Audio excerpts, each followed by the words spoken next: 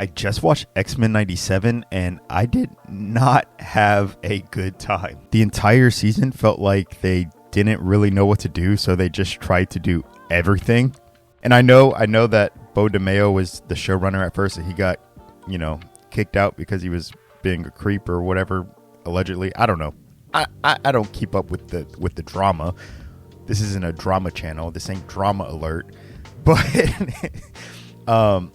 so I know that like sometimes shows can kind of like lose the plot when that happens. But really, I don't think they have that much of an excuse, because they were adapting comics left and right, but they were just doing it in such a way that it didn't make sense as a cohesive story.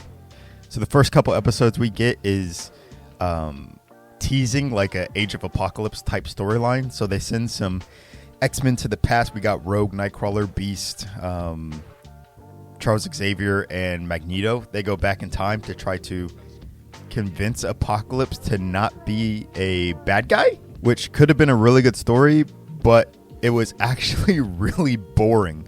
A lot of just like talking, and Xavier and Magneto like arguing over whether or not he can even be redeemed.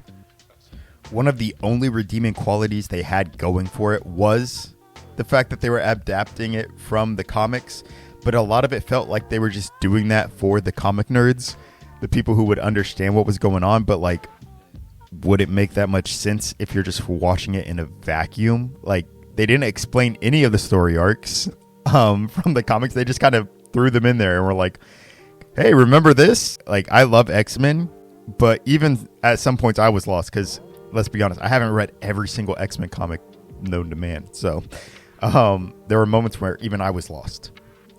I had to dive very, very deep to my X-Men comic knowledge to explain what was going on for my wife, because I was watching this with her, and I realized about halfway through, as I was like pausing and explaining a bunch of different things to my wife, I realized, like, why isn't the show doing this? Why do I have to explain everything? This is not my job as a show watcher. That is not my job. It is the job of the TV show to explain everything going on. And so it was then that I realized, like, this is all kind of just like throwing everything at the wall and hoping that something sticks.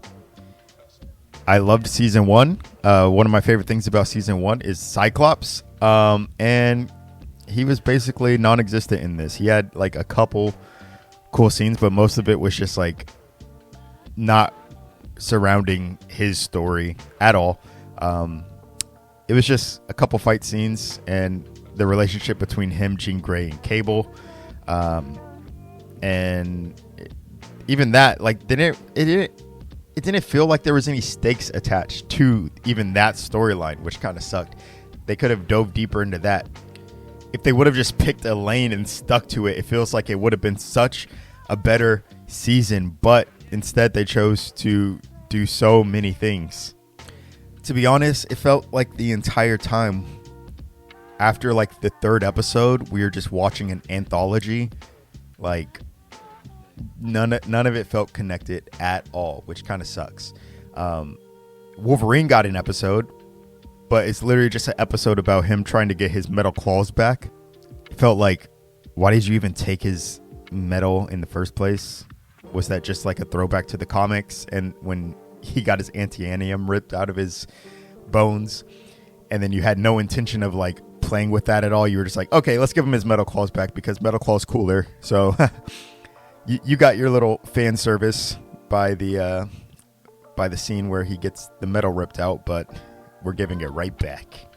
The episode is literally Wolverine getting together all the Weapon X guys and all the people who hate Weapon X to go supposedly destroy Weapon X, but really it was all a ploy to just get his metal bones back. So he tricked everybody into risking their lives so that he could have shiny claws again.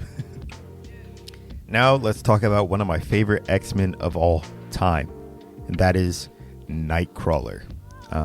He had an episode too where he tried to convince a bunch of mutants to not kill his non-mutant brother who hates mutants, Trask. Yeah, he had an episode where he was trying to convince Colossus not to kill him. So he had all this like deep talk, you know, his Christian faith, everyone can be redeemed. And then Cyclops is like sitting there about to make his decision. And then they just try to kill him anyway. So like his speech meant nothing. Like there was no point even giving that speech at all. Nobody wants to listen to him, which made it feel like they were just aesthetically trying to make Nightcrawler a Christian, but they didn't really care about the substance of like Christianity at all. It felt like he was being written by someone who like doesn't care about Christianity or like anything, wants anything to do with it, which is fine. Like you can write a Christian character, I guess, if you're not Christian, but like every single time he would give a speech about redemption, beauty, any of these things, everyone in the show would just kind of ignore him. And what does that make, Ketchup? Oh, brother, this guy stinks! Like it would be said, and every once in a while it looked like they're like feeling emotional about it, and then they would just like the next scene just be like, okay, whatever, we're continuing on. That thing you said, Nightcrawler, all good and well, but we're still about to kill this man. And then the next episodes were just about Rogue and Gambit, them trying to save Gambit from Apocalypse because, oh yeah, by the way, they're bringing Gambit back and Apocalypse stole his body, I guess. And so yeah, they just try to fight for his soul back. Rogue tells this celestial being that she wants to save Gambit, just give Gambit back. And then he's like, all right, but it's going to cost you. You're alive. You're going to have to sacrifice your life for Gambit. And she was like, okay, I'll do that. And then he gives her like Sailor Moon power, so she like is all sparkly and then flies back down to Earth and beats Apocalypse and puts him inside of a little gym and then hands it to Cable and is like, there you go.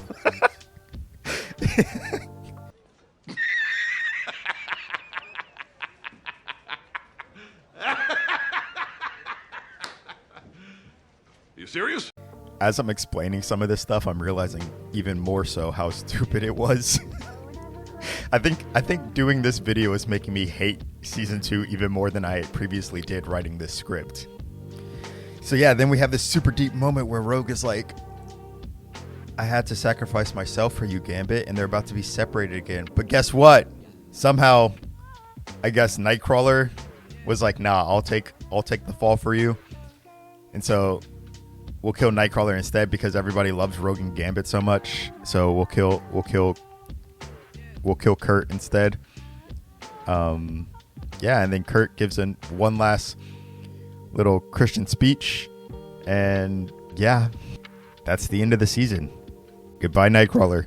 They did nothing with him, and then they just kill him off because we can't have Rogue and Gambit separated again, because all the Rogue and Gambit fanfic writers will be super upset if we do that. I realized that like a lot of it was nostalgia bait.